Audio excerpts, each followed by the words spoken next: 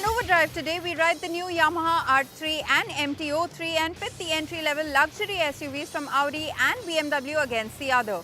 Hello and welcome to Overdrive. I am Soini Dutt. Yamaha India have a treat for us just before Christmas. They're bringing in the all-new Yamaha YZF R3 after a hiatus of 4 years, and it also comes in with its naked street sibling, the MT-03. Now, Chris jet off to Thailand to track these two motorcycles. Here's his story.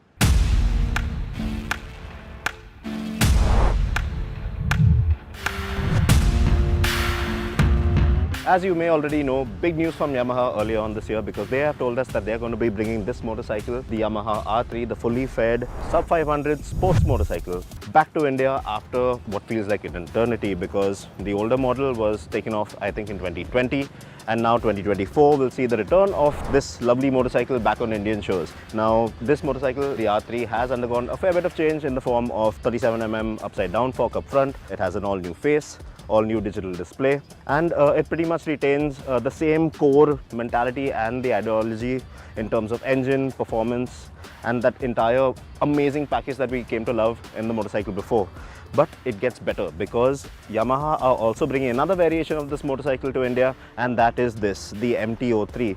Now, of course, as you may already know, both these motorcycles share pretty much the same underpinnings in terms of suspension, chassis, engine power and everything, gearbox as well. But then again, this marks the first time that Yamaha are going to be introducing a parallel twin naked motorcycle in the country. So big news there, and we are out here in Thailand to find out what both these motorcycles have to offer. Now, both the R3 and the MT-03 are styled as you would expect on the aggressive side of things, just like the bigger displacement capacity counterparts sold around the world. Each of the designs are quite familiar to us because, well, we've already laid our eyes on the latest YZF R15 and the MT-15 models out here in India. Now, these two are obviously bigger in dimensions, but there's not a lot to visually set the high displacement models apart. Maybe some new color schemes would have helped identify them better. The R3 gets a split LED headlamp unit up front, while the MT-03 gets a single projector lamp. Now, both motorcycles share the same DOHC liquid-cooled engine, the diamond frame chassis and suspension, and have pretty much identical spec sheets, apart from the overall width due to difference in handlebars, and the weight, of course, due to a fairing up front and the lack of it. In terms of hardware, both these motorcycles are suspended on a bigger, non-adjustable 37mm upside down fork up front and a preload adjustable monoshock at the rear. Now, both these 300cc Yamaha models get the same rather simplistic LCD screen, so there's no lively TFT screen and no Bluetooth connectivity option as well, so that's a bit of a downer. And the odd bit is that both miss out on traction control, a feature that is available on both the smaller displacement R15 and MT-15 models out here currently. These two do get dual channel ABS though. There's a slipper clutch on both bikes as well, which helps keep the lever light on the go and very stable while downshifting aggressively. But I would have fancied having a quick shifter on there as well, given the dynamic character of both these motorcycles. The best part about this motorcycle has to be that engine that is encompassed in its diamond frame. Now, this is the same 321cc parallel twin liquid cooled engine that we have witnessed before, but of course now it is BS6 compliant.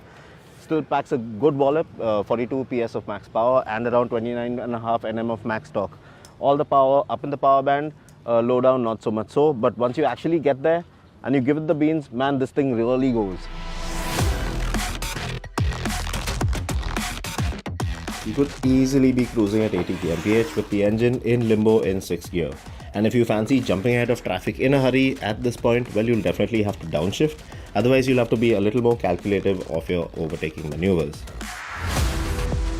Even at around 100 kmph, which comes up at about 6,200 rpm, it feels like the engine is just getting started and waiting for you to give it the nod. 120 at 7,000 rpm, 130 kmph at 8,000 rpm, and there's way more to go beyond that point because this bike just loves to grind all the way to its red line around 11,000 rpm, and it doesn't feel out of place at all once you get there. It's just relentless thrills high up the power band. The brakes bleed speed brilliantly, and along with the chassis, which takes speed in its stride, well, it gives you great feedback at all times. Just that the R3 felt a lot better while riding aggressively, because you're a lot more dynamically compact and tucked into the motorcycle than you are on the MTO3. It's not that the MTO3 won't be able to keep up with the R3, it's just that you'll have to dial in a little more effort to do so. It's a highly tractable engine as well, this, allowing you to pull away from about 40 kmph in 6 without having to use the clutch lever and without the engine knocking, which is brilliant. Now the MTO3, well, it does weigh 2 kgs lighter than the R3, but then again, out on the road you really don't feel it. But it still has that lovely agility and that power, that lovely engine. Well, it still comes together as a really nice package out on the road because it is, as you would expect, a very lively and agile machine.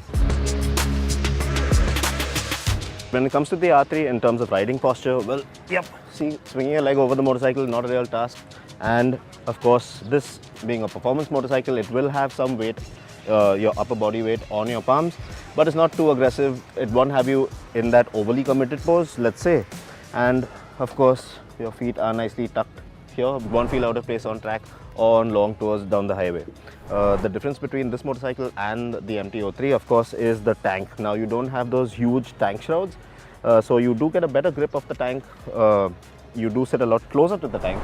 Your legs are a lot closer, a lot more inward.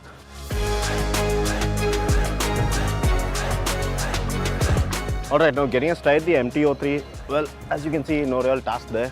The big changes out here have to be the handlebar, which is completely different to the unit which is on the R3. And of course, this big tank shroud, as you can see, is the same capacity reservoir, but it does have a broader muscular feel to it. And of course, your legs will be split more apart. The taller you are, the more you're going to feel the brunt of it. But then again, the good thing about this motorcycle is the fact that it will have you seated a lot more upright, a lot more comfortable with no weight on your palms. But the only downside to this is with the stiff suspension, you will feel the brunt of bumps on your back. Alright, now to sum things up out here, let's begin with the R3. Now, still in this day and age, 4 years after it was taken off the charts, well, still a highly impressive and capable machine because, well, it packs a real wallop in terms of performance, and the ride dynamics and handling, well, just top draw in my books, because for a performance motorcycle of this caliber, in this displacement category, it really works. It really comes together supremely well. Coming to the MTO3, yes, just like the R3 in terms of performance and handling, because it pretty much has the same underpinnings as the R3. And now when you have a naked motorcycle of the same caliber, well, it feels like a mismatch, but it doesn't really feel out of place, to be honest. Both these bikes are going to make their way to India via Indonesia directly as CBU units. So don't expect the price tag to go under the 4 lakh margin for either of these motorcycles. Now, given that price, cost conscious India, I know you're going to be thinking, oh yeah, my bike costs more than 4 lakhs, and it has to have a certain amount of features, which both these motorcycles appear to be lacking. So why would you really buy them? Well, for that price, both these motorcycles stay true to the Yamaha ethos, which is performance. And in that aspect, they deliver in spades. And purists are going to really fancy either of these bikes. Just a couple of weeks more until the Yamaha motorcycles make it down to India. We'll bring you all the details from the launch floor as well. We'll take a very quick break here on the show, but coming up on the other side, we bring you a clash of the entry-level SUVs from Audi and BMW. Stay with us, you're watching Overdrive.